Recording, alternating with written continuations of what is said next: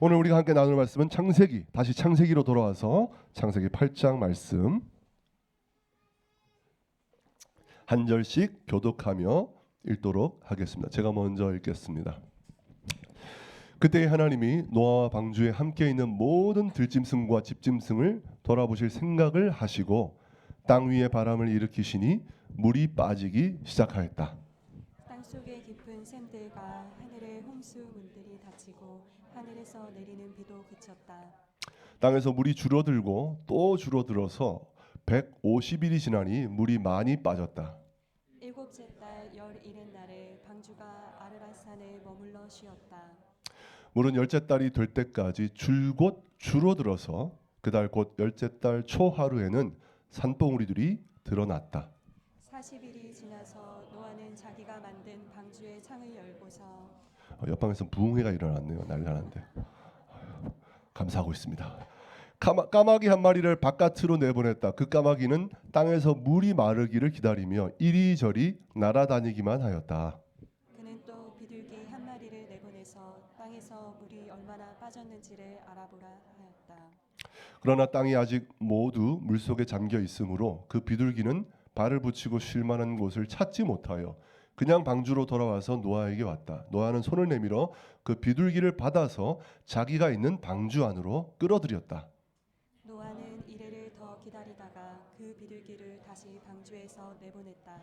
그 비둘기는 저녁 때가 되어서 그에게로 되돌아왔는데 비둘기가 금방 딴 올리브 잎을 부리에 물고 있었으므로 노아는 땅 위에서 물이 빠진 것을 알았다.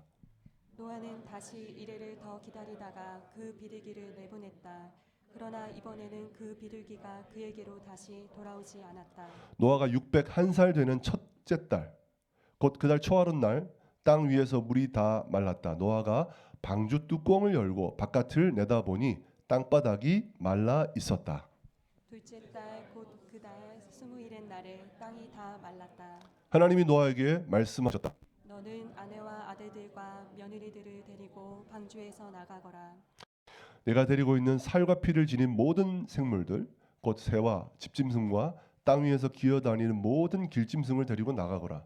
그래서 그것들이 땅에서 생육하고 땅에서 번성하게 하여라. 노아는 아들들과 아내와 며느리들을 데리고 나왔다. 다 같이요.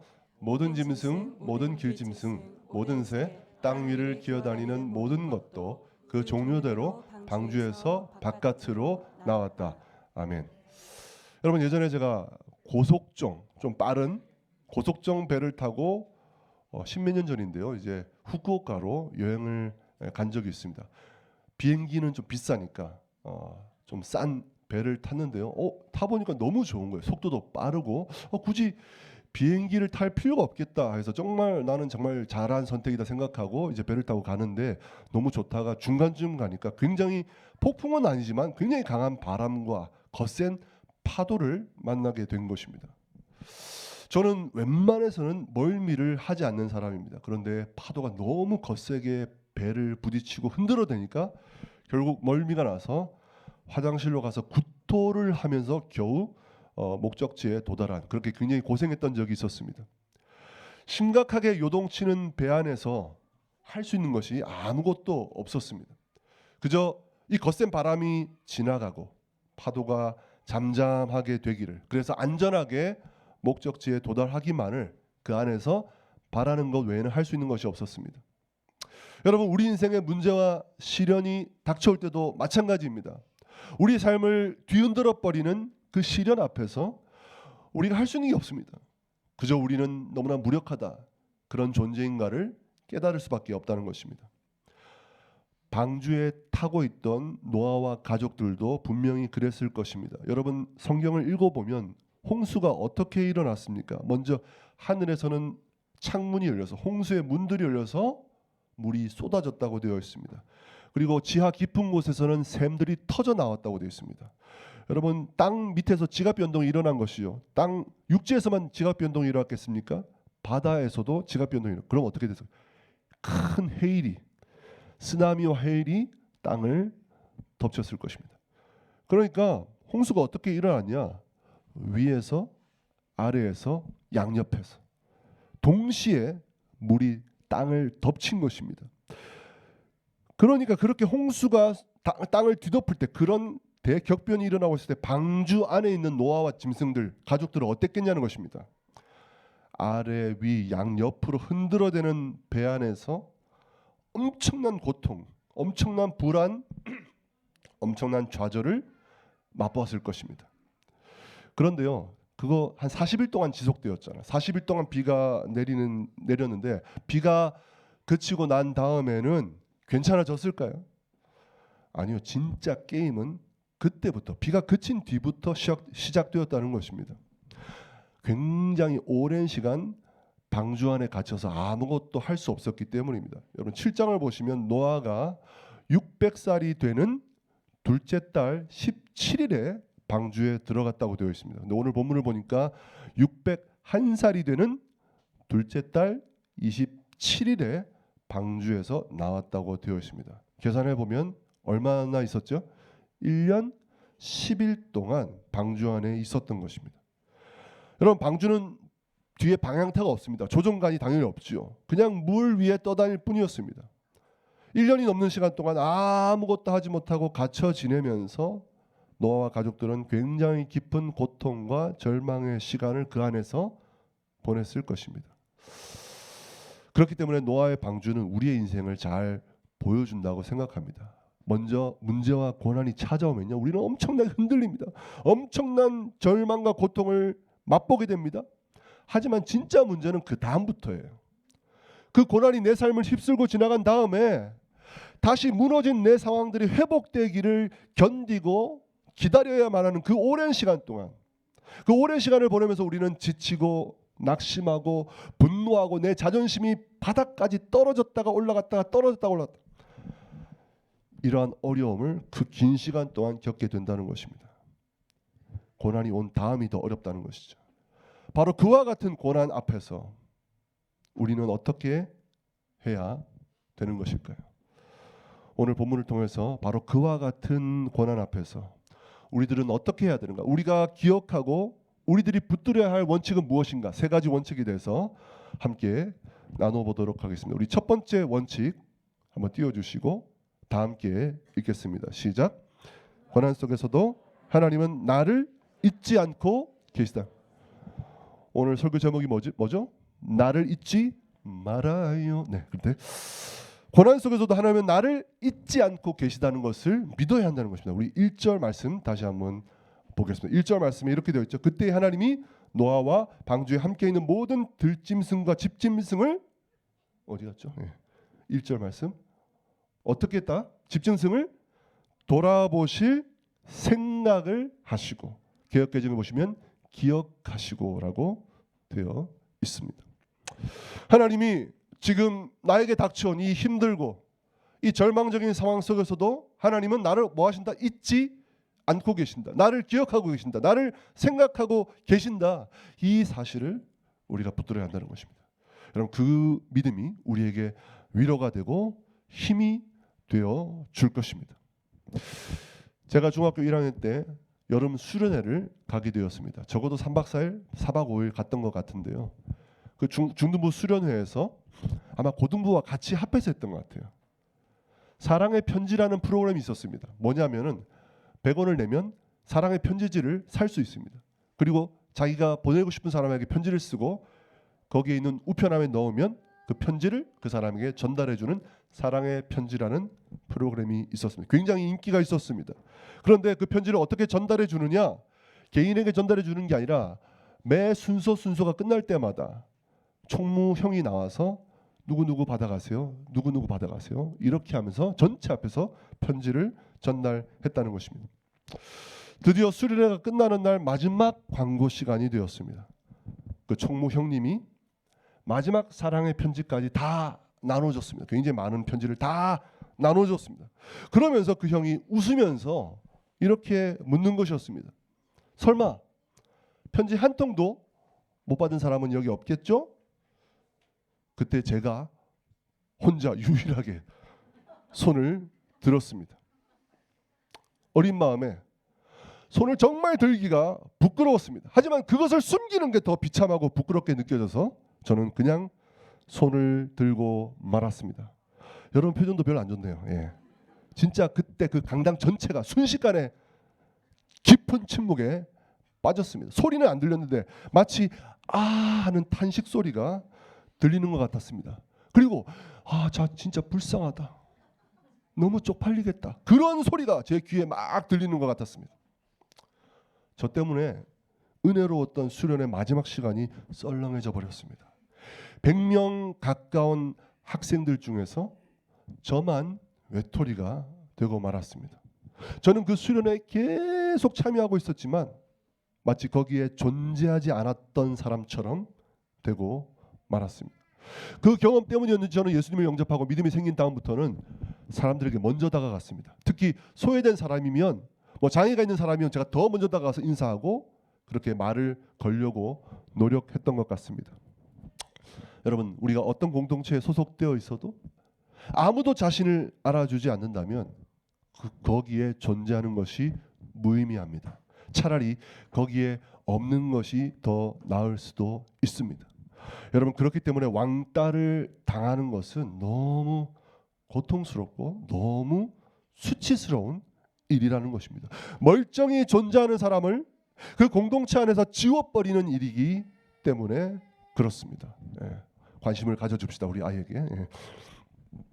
여러분, 하나님은 우리를 관계적 존재로, 사회적 존재로 만드셨습니다. 그렇기 때문에 우리는 어디에 소속되어 있는 것만으로는 부족하다는 것입니다. 우리는 반드시 누군가에 의해서 잊혀지지 않아야 되고, 우리는 누군가에 의해서 기억되는 존재가 되어야 한다는 것입니다. 그렇게 될 때 비로소 우리는 이 사회 안에, 이 공동체 안에 의미 있는 존재로 서 있을 수 있기 때문입니다. 여러분, 무서운 심판 앞에서 세상에 존재하는 모든 것들이 파괴되고 사라져버리고 있는 그 현실 속에서 바로 그 순간 하나님께서 노아와 가족들과 짐승들을 잊지 않고 기억해 주셨다는 것입니다. 하나님께서 그들을 잊지 않고, 모든 것이 소멸되는 순간에 잊지 않고 그들을 생각해 주신 것입니다. 이것은 이제 그들이 하나님께 가치 있고 소중한 존재라는 의미인 것이고, 그렇기 때문에 그들이 그 모든 것이 소멸되는 상황 속에서 그들이 반드시 보호받고 반드시 지켜주심을 받게 될 것이라는 것을 의미했다는 것입니다. 사랑하는 여러분, 세상에서 우리는 너무나 작고 미미한 존재들일 뿐이죠. 때로는 아무도 나에게 관심 가져주지 않고 아무도 나를 알아주지 않는 것 같구나, 그런 초라한 마음이 들 때도 있습니다. 하지만 온 세상을 창조하시고 이 세상을 통치하시는 하나님께서 나를 잊지 않고 기억해 주신다, 나를 잊지 않고 생각해 주신다. 여러분, 그것이 얼마나 대단하고 얼마나 소중한 일인지를 우리가 알아야 된다는 것입니다. 세상 모든 사람들이 다 나를 알아준다고 해도 한 분 하나님께서 나를 알아주시는 것에 비하면 그것은 아무것도 아닙니다. 여러분, 세상 모든 사람들이 나를 외면한다고 해도 하나님 한 분만 나를 알아주신다면 여러분, 그것은 그 무엇과도 바꿀 수 없는 귀중하고 소중한 일이 된다는 것을 믿으시기 바랍니다. 내가 너무 비참하고 초라하게 느껴질 때 이 사실을 붙드십시오. 하나님이 나를 잊지 않으셨다. 이 모든 것이 잊혀지는 상황 속에서 지금도 하나님은 나를 기억하고 계신다. 그래서 하나님은 나를 붙드실 것이다. 거기에 우리의 소망이 있고 우리의 희망이 있는 줄 믿습니다. 바로 흔들리지 않는 이 믿음과 확신이 있다면 우리는 고난 속에서도 침몰하지 않고 그 시련을 통과하게 될 줄 믿습니다. 남들이 몰라줘도 우리는 여전히 세상에서 의미 있고 가치 있고 소중한 존재로 살아갈 수 있을 줄 믿습니다. 이전에 하나님께서 노아와 짐승들을 돌아볼 생각을 하시자마자, 그들을 기억하시자마자 곧바로 하나님께서 그들을 위해서 일하시고 역사하시는 것을 볼 수 있습니다. 다시 1절을 보시면 하나님께서 돌아볼 생각을 하시고 그 다음 어떻게 하시죠? 땅 위에 바람을 일으키시니 물이 빠지기 시작하였다.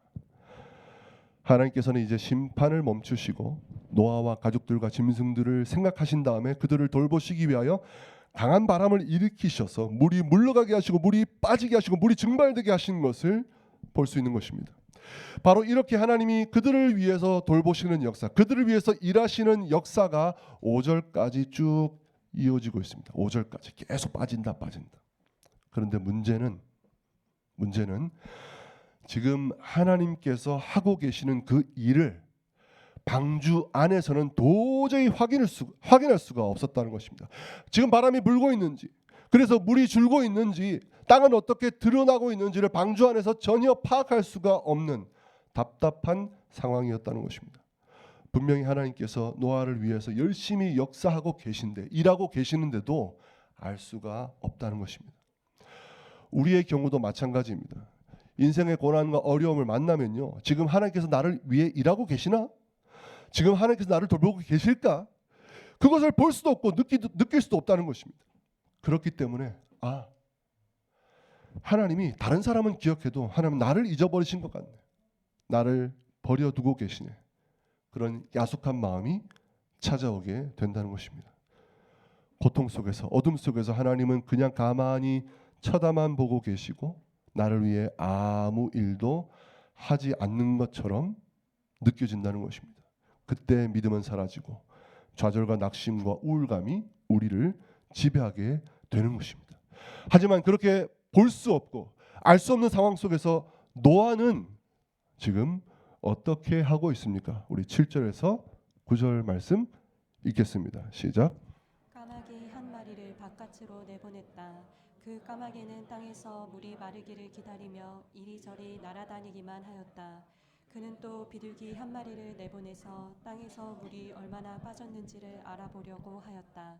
그러나 땅이 아직 모두 물속에 잠겨 있으므로 그 비둘기는 발을 붙이고 쉴 만한 곳을 찾지 못하여 그냥 방주로 돌아와서 노아에게 왔다.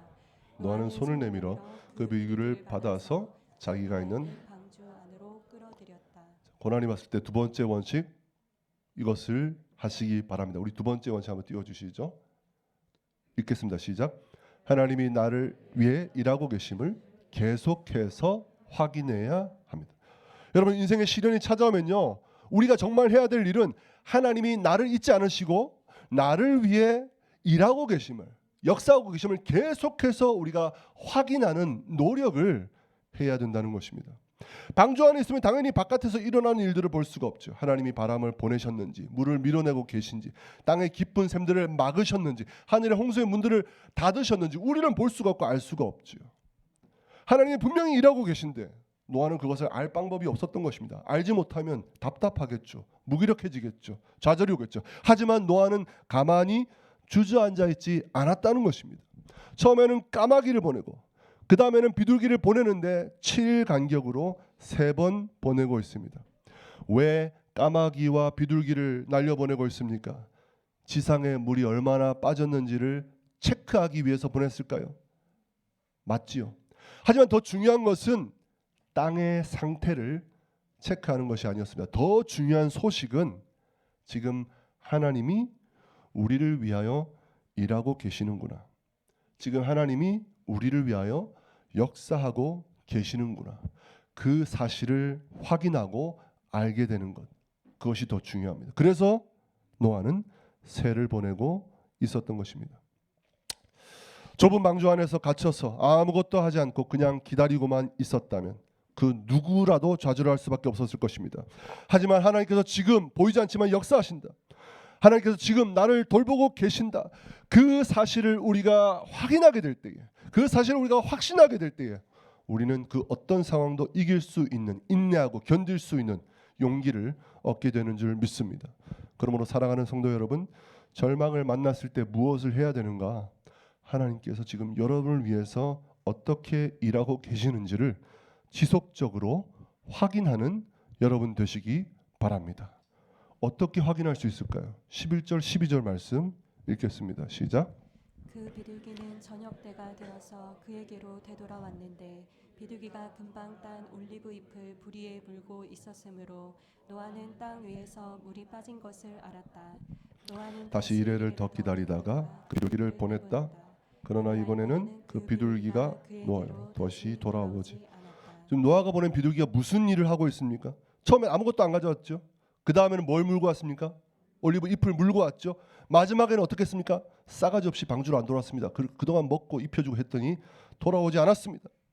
그러니까 처음 아무것도 가져오지 않았지만 가져온 소식이 있죠.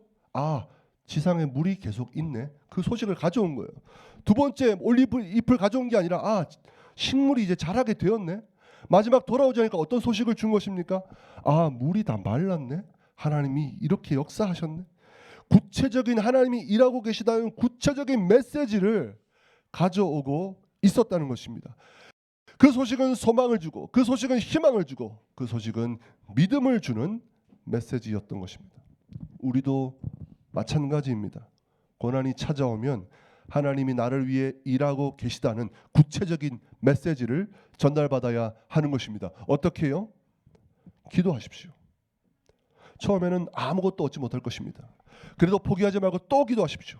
그렇게 기도하다 보면 아, 하나님이 나를 위해서 일하시는 것 같네라는 그 작은 확신을 얻게 될 것입니다. 그래도 멈추지 마시고 또 기도하십시오. 또 기도하십시오. 그러면 하나님은 살아계시는구나. 하나님은 나에게 정말로 역사하시는구나. 하나님 정말 나를 사랑하시는구나. 그렇게 완전한 확신의 메시지를 받게 될 줄 믿습니다. 말씀을 펼치십시오. 처음에는 이게 무슨 말인지 도무지 알 수가 없을 것입니다. 다시 읽고 또 펴서 읽으십시오.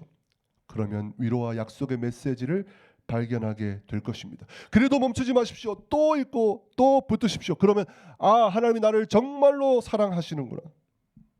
나를 사랑하시는 하나님께서 목적과 계획이 있으시기 때문에 이 일들을 허락하셨겠구나.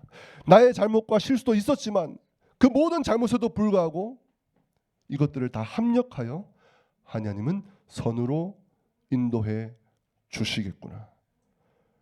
그러한 확신의 메시지 가운데 우리는 인내하며 때로는 감사하며 담대한 마음으로 그 고난의 상황을 이기며 나아갈 수 있게 된다는 것입니다.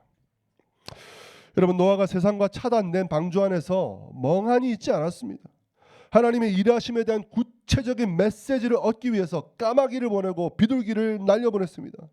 마찬가지로 여러분도 계속해서 하나님이 역사하고 계시는 그 메시지를 얻기 위해서 지속적으로 하나님 앞으로 나아가시기 바랍니다. 기도의 무릎을 꿇으십시오. 말씀의 자리로 나아가십시오. 너무 힘들면 영적 지도자들과 믿음의 성숙한 동역자들에게 찾아가십시오.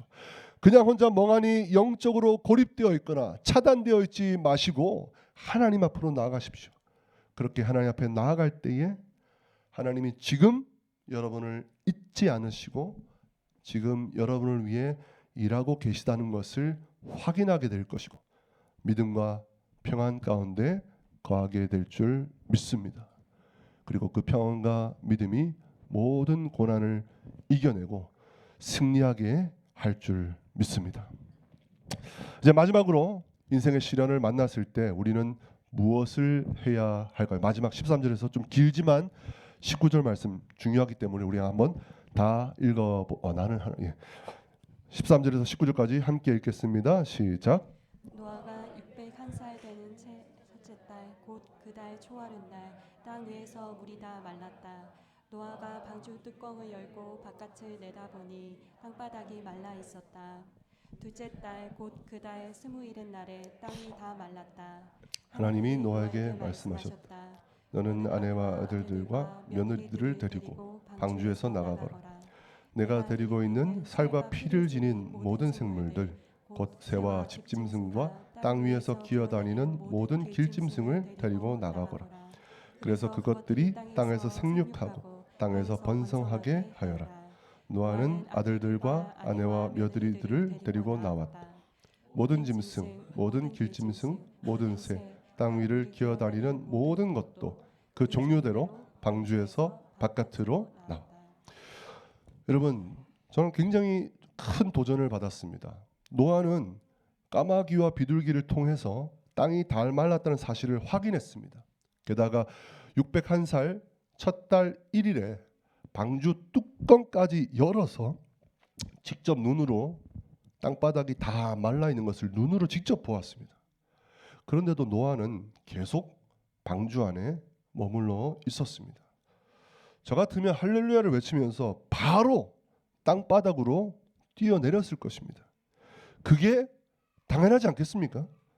하지만 노아는 2달에 가까운 시간 동안 방주 안에 그렇게 오래 있었으면서도 답답했으면서도 2달 더 방주 안에 계속해서 바보같이 머물러 있었다는 것입니다. 그리고 둘째 달 27일에 하나님의 명령을 듣고 나서야 비로소 방주 밖으로 나아간 것입니다. 고난을 만났을 때 세 번째 원칙입니다. 함께 읽겠습니다. 시작. 고난을 이기는 힘은 겸손과 순종을 통해서 찾아. 노아는 자신의 감정과 생각과 판단을 내려놓고 철저히 하나님의 명령만을 기다리고 있었습니다. 왜요? 하나님만이 구원의 하나님이시기 때문입니다. 구원의 하나님이라는 것은 내 생명과 내 삶 전체가 하나님께만 달려있다는 고백인 것입니다. 바로 그러한 믿음의 고백으로 노아는 철저히 하나님의 주권만을 인정하며 그 앞에 엎드려 있는 것입니다. 당연해 보이는 일도 직접 나서지 않고 하나님을 앞서지 않았습니다. 방주 뚜껑이 열리고 땅이 다 말라 있는데도 뛰어내리지 않았습니다.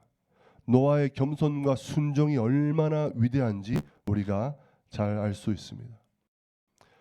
하나님은 겸손한 마음으로 순종하는 자들에게 반드시 구원의 역사를 베풀어 주십니다. 가나안 정복 전쟁이 어떻게 이루어졌습니까? 전쟁의 성패는 오직 순종에만 달려 있었습니다. 이스라엘 백성이 순종하니까 그 강력한 여리고성이 함락되었습니다. 하지만 그것보다 훨씬 작은 아이성이라고 우습게 여기고 자기들의 힘과 능력으로 갔더니 크게 패배하고 말았습니다. 무엇입니까? 하나님의 구원의 역사는 겸손한 마음으로 순종하는 자들에게 반드시 찾아온다는 것입니다. 작은 일에도 제가 앞서지 않겠습니다.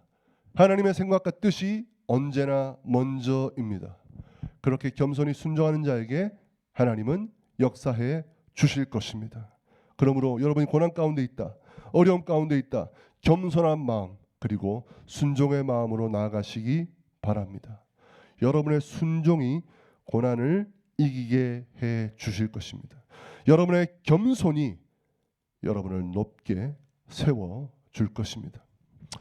이제 말씀을 마무리하겠습니다. 고난과 어려움을 만났을 때 우리는 어떻게 해야 되는가? 3가지 원칙이죠. 첫 번째, 하나님이 여러분을 잊지 않고 계시다.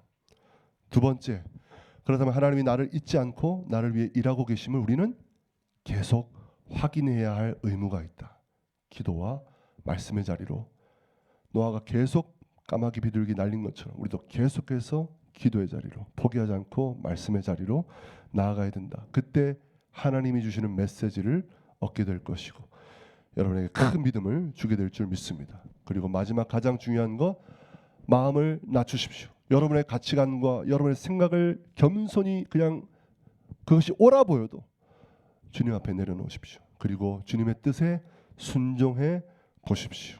그러면 하나님이 여러분 삶에 개입하셔서 역사해 주시고 그 시른의 파도를 넘어 안전한 항구로 여러분을 인도해 주실 줄 믿습니다. 너와 같이 어떠한 상황에서도 믿음으로 승리하는 여러분 모두가 되시기를 주님의 이름으로 축원드립니다.